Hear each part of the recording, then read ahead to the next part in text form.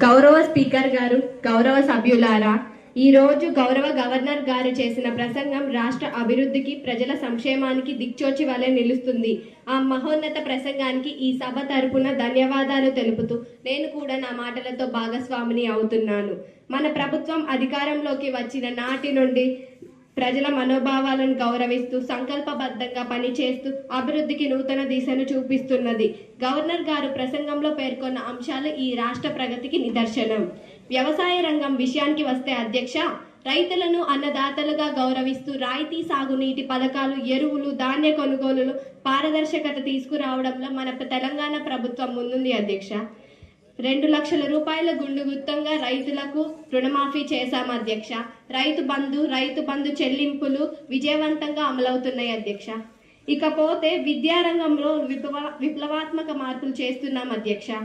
ప్రభుత్వ పాఠశాలలో మన ఊరు మన బడి, మన బస్తీ మన బడి అనే కార్యక్రమం ద్వారా, అమ్మ ఆదర్శ పాఠశాల కమిటీల ద్వారా మౌలిక వసతులు అభివృద్ధికి, డిజిటల్ క్లాసుల ఏర్పాటుతో విద్యారంగంలో విప్లవాత్మక మార్పులు చేస్తున్నాం అధ్యక్ష.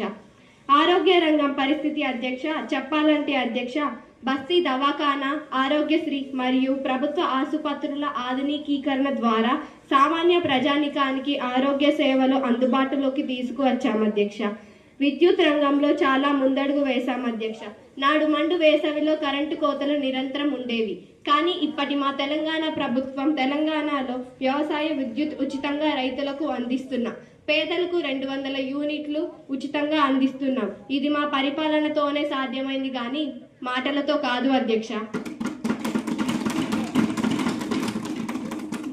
మహిళల సంక్షేమం గురించి చెప్పాలంటే అధ్యక్ష, కళ్యాణ లక్ష్మి, షాదీ ముబారక్, సెల్ఫ్ హెల్ప్ గ్రూపులకు ప్రోత్సాహకాలు ఇస్తున్నాము. మహాలక్ష్మి ద్వారా ఉచిత ప్రయాణం, 500 రూపాయలకే గ్యాస్ సిలిండర్ వంటి పథకాల ద్వారా మహిళల సాధికారత పెరిగింది అధ్యక్ష.